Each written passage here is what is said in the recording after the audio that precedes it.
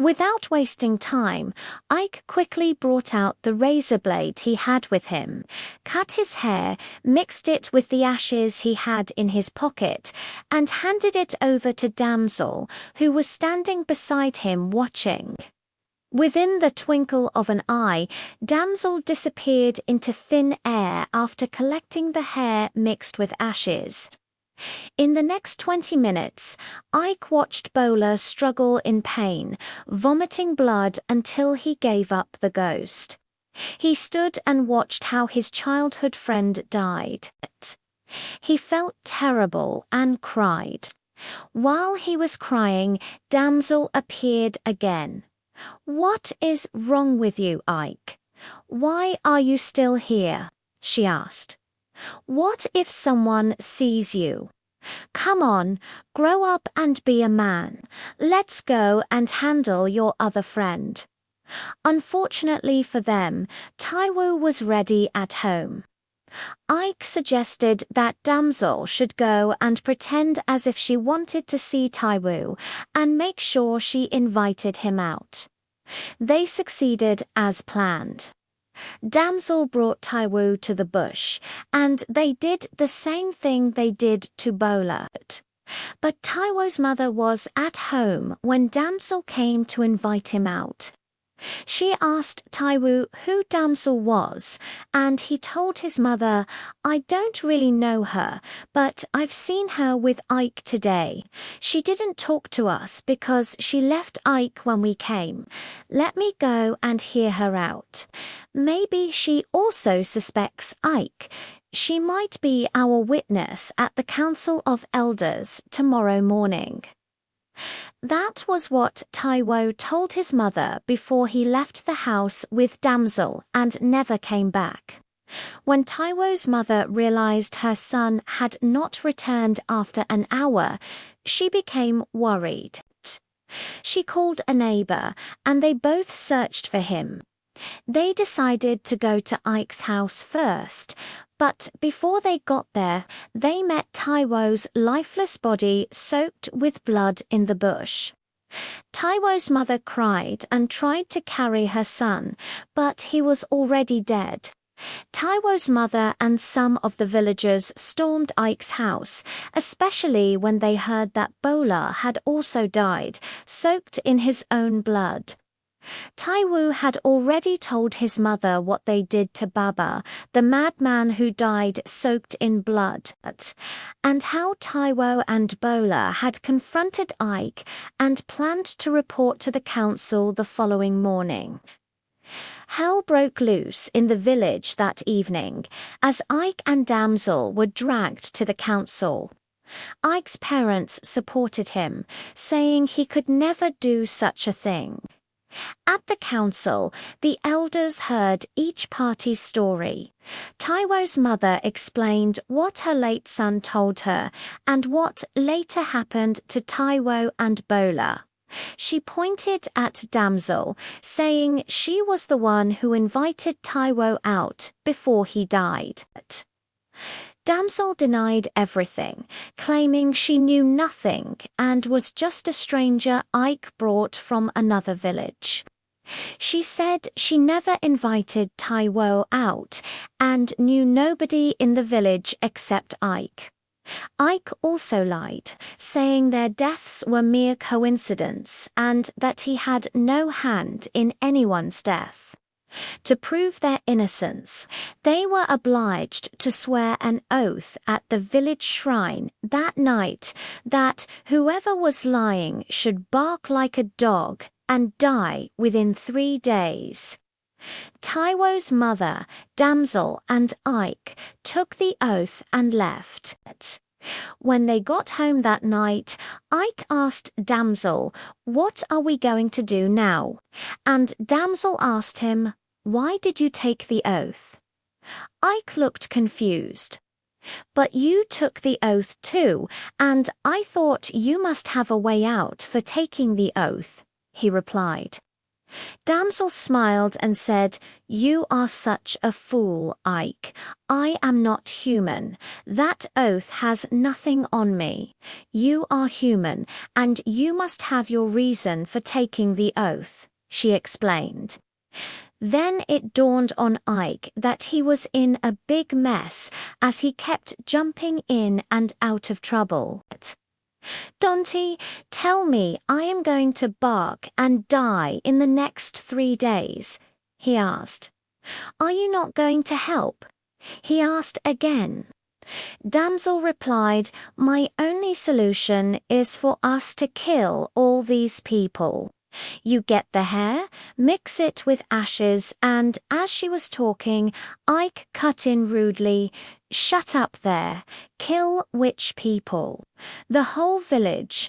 Do you ever think before talking at all?" he asked angrily.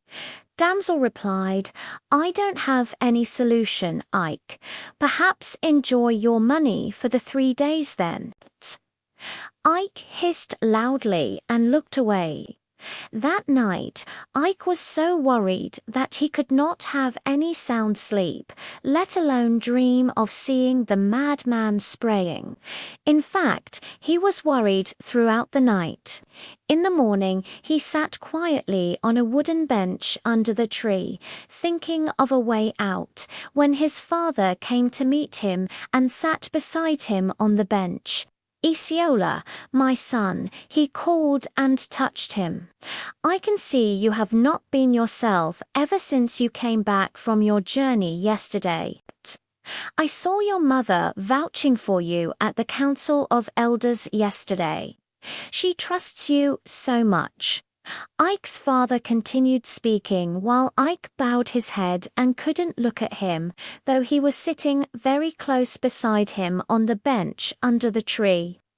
His father continued, "I trust you too, but I want you to know that if the person you are lying to does not know, you who are lying know deep inside that you are lying.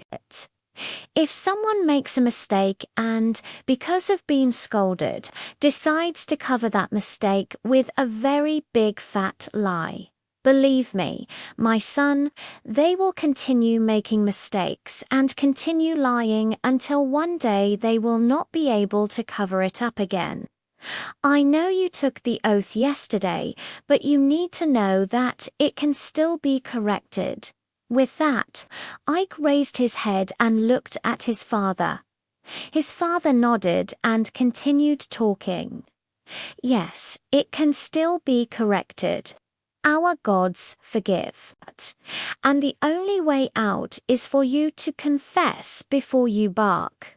Because once you start barking, there is no way out again."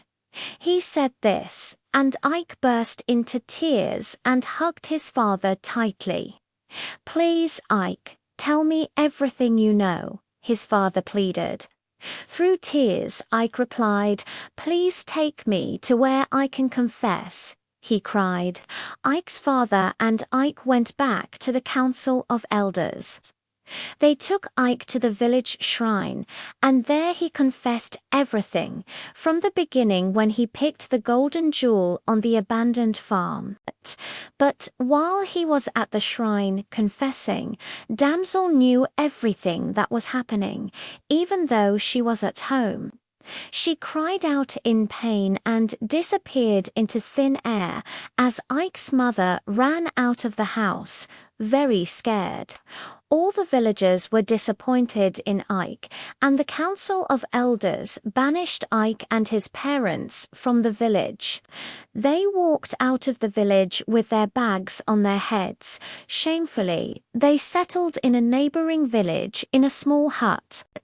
But for the first few days, they stayed inside the hut. Any time Ike slept at night, he always dreamed of Baba the madman flogging him with canes.